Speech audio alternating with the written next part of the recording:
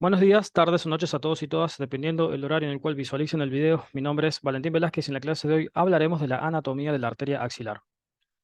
La arteria axilar es la continuación de la arteria subclavia. Esta se va a originar en la cara inferior del segmento medio de la clavícula y va a cruzar de manera diagonal a la cavidad axilar, en donde encuentra importantísimas relaciones tanto vasculares como nerviosas.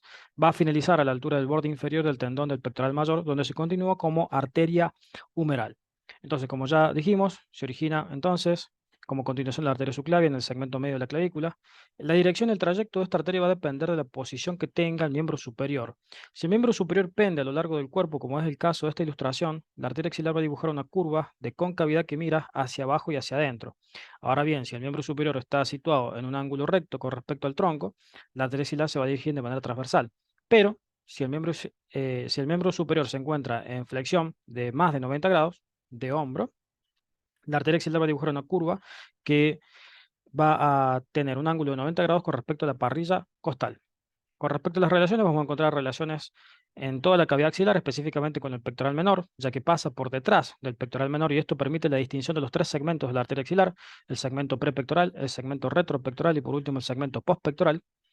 Y como rama terminal únicamente va a tener a la continuación, que es la arteria braquial o humeral, y por último como ramas colaterales encontramos a la acromiotorácica, a la mamaria externa o torácica lateral, la escapular inferior, la circunfleja anterior y la circunfleja posterior. Cabe destacar que los libros clásicos de anatomía, como por ejemplo el Testit Latarjet, encuentran como o describen como ramas colaterales a estas cinco: la acromiotorácica, la mamaria externa, la escapular inferior, la circunfleja anterior y la circunfleja posterior.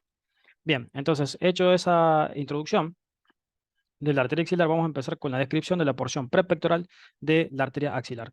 Aquí encontramos a la porción prepectoral de la arteria axilar, la cual es el primer segmento de esta arteria y es el que se encuentra penetrando en la cavidad axilar. La cavidad axilar recuerda a la forma de una pirámide cuadrangular y por lo tanto esta arteria se va a encontrar en relación con las paredes de esta pirámide cuadrangular. Se encuentra en relación con la pared medial, que es toda la parrilla costal. Aquí se encuentra adherida a la primera costilla y la primera digitación del músculo serrato anterior. Hacia posterior se encuentra descansando sobre el plano escapular, específicamente sobre el músculo subescapular. A su vez también encuentra relación con el músculo subclavio, que va a estar envainado por su aponeurosis, que es una hoja de desdoblamiento de la aponeurosis coracoclavi-axilar o clavicoracoaxilar. Y hacia anterior vamos a encontrar aquí las relaciones más importantes, porque vemos cómo camina por delante de la arteria la vena axilar, la vena homónima. Aquí la podemos visualizar. Hacia posterior vemos el paso a algunos de los troncos secundarios del plexo braquial y estas van a ser de las relaciones más importantes del segmento prepectoral de la arteria axilar. No así, la arteria no va a emitir ningún ramo colateral de importancia descriptiva. Algunas veces emite un ramo, que es el ramo torácico superior, que es variable e inconstante, y algunas veces la arteria cromotorácica, que es uno de los ramos colaterales más importantes de la arteria axilar, puede surgir de este segmento, pero por lo general la arteria acromiotorácica surge del segmento retropectoral de la arteria axilar. Entonces, ¿cuáles van a ser las relaciones nerviosas de la arteria axilar? Bueno, las relaciones nerviosas van a estar establecidas con los troncos secundarios del plexo braquial. El tronco secundario anteroexterno va a ser lateral con respecto a la arteria. El tronco secundario anterointerno va a ser lateroarterial y por último el tronco secundario posterior o tronco posterior se encuentra en el pequeño canal que se forma entre la arteria y la vena axilar. Así también en este segmento vamos a encontrar importantes estructuras venosas, como por ejemplo lo que es la afluencia de la vena cefálica, la vena axilar. También encontramos la afluencia del conducto venoso colateral. En algunos casos también se encuentra de manera inconstante y anormal una anastomosis de la vena yugular externa preclavicular, bien digo, en este sector. Y esas serían las relaciones más importantes con respecto al eje venoso. A su vez también acá encontramos las afluencias hacia el grupo linfático subclavicular. Encontramos el ganglio subclavicular y el drenaje de los vasos linfáticos pertenecientes al grupo subclavicular, del drenado profundo del miembro superior. Acá podemos ver entonces el trayecto de la axilar, en este caso prepectoral o por encima del pectoral menor. Vemos a la extensión del pectoral menor, que es oblicuo hacia adentro y hacia abajo, ¿no? Se inserta en la tercera, cuarta y quinta costilla. Y esta es la emergencia de la acromiotorácica. Algunas veces, como ya mencionamos, da un ramo, que es el torácico interno, y justamente la arteria se encuentra por debajo del músculo subclavio. y con la poneurosis que lo reviste con su vaina. En este sector, la arteria se encuentra en un triángulo, que es el triángulo subclavicular. Este triángulo también es denominado triángulo de la ligadura de la arteria axilar, ¿sí? Ya que acá se puede ligar entonces a la arteria axilar. Este triángulo está formado por la arteria y la vena subclavia y el músculo subclavio entre la cara inferior de la clavícula y la cara superior de la primera costilla. Bien, pasamos ahora a hablar de la arteria axilar retropectoral, que es la que se encuentra en toda su extensión por detrás del pectoral menor. Aquí vemos entonces el origen del pectoral menor y estas son las inserciones a través de digitaciones tendinosas en la tercera, cuarta y quinta costilla, como ya mencionamos. Esta arteria va a pasar por detrás del pectoral menor y en su trayecto va a dar un ramo colateral muy importante que es el ramo acromiatorácico. La arteria acromiatorácica que nace de este segmento, es la relación anatómica más importante. Aquí nos encontramos entonces con la vena axilar que siempre va a ser anterior con respecto a la arteria y luego acá se van a formar relaciones con algunas ramas colaterales de los troncos secundarios del plexo braquial, como por ejemplo se va a formar aquí el asa de los pectorales que va a envainar y va a envolver a la arteria axilar en este trayecto y también se forma la horquilla del nervio mediano por las dos raíces lateral y medial del nervio mediano que también van a envolver entonces aquí en este sector a la arteria axilar. El tejido de célula adiposo que se encuentra en este sector va a contener a los ganglios del drenaje linfático profundo, al miembro superior. Nos estamos refiriendo a los ganglios, en este caso son ganglios del segmento subescapular, ¿sí? Y algunos de los grupos linfáticos de Welsner, que se encuentran aquí, se encontrarían aquí también en este sector, ¿sí? Allí encontramos entonces la situación retropectoral de la arteria axilar, vemos cómo se forma la horquilla del mediano, ¿no? Entre la raíz lateral y la raíz medial del nervio mediano. También en el borde, por el borde interno de la arteria axilar, vamos a ver la emergencia de los nervios del dorsal ancho y del redondo mayor. Bien, y por último, con respecto a las relaciones, encontramos a la arteria axilar postpectoral, que será toda esta extensión de la arteria axilar, va desde el borde inferior del pectoral menor hasta el borde inferior del pectoral mayor, sería toda esta extensión, es la más accesible desde el punto de vista quirúrgico de los segmentos de la arteria axilar, es la más descubierta, y aquí la arteria axilar va a dar numerosos ramos colaterales, por ejemplo, podemos visualizar aquí a la arteria subescapular, que nace ya cuando la arteria rodea el borde inferior del músculo subescapular, va a pasar entre los nervios del dorsal ancho y el redondo mayor, va a dar la arteria torácica interna, la arteria subescapular inferior, la arteria escapular inferior o subescapular, y luego va a dar las arterias circunflejas también en este sector, la circunfleja anterior y la circunfleja posterior, encargados de la irrigación nutricia de la cabeza humeral.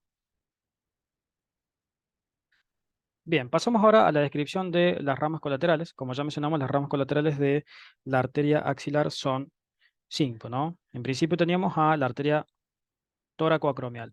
La arteria tóraco-acromial es este grueso tronco que fíjense cómo claramente emerge del segmento retropectoral de la arteria axilar y se dirige hacia arriba y hacia adentro para rápidamente empezar a dar numerosos ramos, principalmente los ramos que se describen de la arteria axilar, de la arteria acromiotorácica, perdón, son un ramo torácico que se va a dirigir hacia la parrilla costal y se anastomosa con la primera arteria intercostal y luego va a dar un ramo que es acromial, que se va a dirigir justamente hacia el acromion. Pero a su vez también suele dar otros ramos que son el ramo deltoideo, es el ramo deltoideo de la acromiotorácica, y un ramo pectoral dirigido a la irrigación de los músculos pectorales. Después nos encontramos con la arteria torácica inferior, que sería esta, o mamaria externa. Esta arteria es inconstante, nace el primer segmento de la arteria axilar, que es el segmento prepectoral. No ofrece cuestiones relevantes desde el punto de vista descriptivo, se dirige a irrigar a los músculos pectorales y a los tegumentos de esa región. Después nos encontramos ya con la arteria escapular inferior, que es esta. Esta es la arteria escapular inferior. En estas otras ilustraciones no la podemos visualizar. Esta es entonces la arteria escapular inferior que va a emerger del punto de la arteria axilar en donde cruza el borde inferior de la escápula. Desde allí se dirige hacia afuera y hacia abajo y rápidamente da dos ramos que van a ser un ramo interno y un ramo externo. El ramo interno es torácico y el ramo externo es escapular. El ramo externo que se dirige hacia la escápula, a su vez, también va a dar tres ramos, un ramo ascendente, un ramo descendente y un ramo posterior, dirigidos a irrigar las estructuras musculares de la región. El ramo ascendente está encargado de irrigar al subescapular y al infraespinoso, y el ramo posterior se va a anastomosar con el ramo homólogo de la arteria escapular posterior. Y por último, como arterias, como ramas colaterales importantes, ya en este caso el último segmento de la arteria axilar, que sería el segmento postpectoral, encontramos las arterias circunflejas, la circunfleja humeral anterior, que la visualizamos por allí, y la arteria circunfleja humeral posterior. La circunfleja humeral anterior nace de la cara anterior de la arteria axilar en el segmento postpectoral y desde allí se dirige transversalmente hacia afuera para atravesar al cuello quirúrgico del húmero. Esta arteria circunfleja va a dar dos ramos, un ramo ascendente y un ramo externo. También deja un ramo colateral para la irrigación del músculo deltoides. La arteria circunfleja humeral posterior va a acompañar, va a ser satélite del nervio axilar o circunflejo en su trayecto. Va a atravesar entonces el espacio cuadrilátero de Bellevue o simplemente cuadrilátero de Bellevue.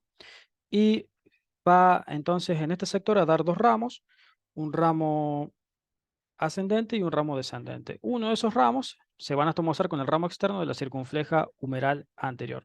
De esta manera se forman entonces los vasos principales de la irrigación nutricia de la cabeza humeral. Esto tiene importancia en los casos de necrosis avascular de la cabeza humeral o en los casos de lesiones de las arterias, en los intentos fallidos de reducción de una lesión, como por ejemplo en el caso de las luxaciones. Bien, entonces ya tenemos la descripción de todos los ramos colaterales importantes, todos los ramos colaterales de la arteria axilar. Por ejemplo, aquí vemos el ramo deltoide de la acromiotorácica y este sería el ramo acromial de la arteria acromiotorácica, a su vez rama de la arteria axilar. En todo su trayecto, el verdadero satélite de la arteria axilar va a ser el nervio mediano que la acompaña justamente en toda su distribución. Bien, por último, ya para finalizar la clase, vamos a hablar de las anastomosis que forma la arteria axilar. Aquí encontramos dos tipos de anastomosis, las anastomosis de vías cortas y las anastomosis de vías largas. Las anastomosis de vías cortas van a ser las que se forman por los vasos que nacen de los tegumentos, que son pequeños, son en realidad arteriolas. Y aquí existe una anastomosis importante que es la que se forma entre la arteria braquial profunda y la arteria circunfleja humeral posterior. ¿Sí? Sería esta anastomosis que se forma allí, es una anastomosis de vía corta. Mientras que las anastomosis de vías largas van a ser las que se forman todas alrededor de la escápula. Acá encontramos la anastomosis de la escapular posterior con la rama externa de la arteria, del ramo de la arteria acromiotorácica. Y son todas, existen varios tipos de anastomosis, pero son todas anastomosis por inosculación, que se van a formar alrededor de la escápula y van a mantener la irrigación de todas estas estructuras, tanto musculares como articulares y óseas. Aquí vemos entonces al paso de la arteria circunfleja humeral posterior por el cuadrilátero de Bellevue o espacio axilar lateral. Muy bien, entonces eso ha sido todo por la clase de hoy. Espero que les haya gustado y nos veremos en los siguientes videos. Saludos.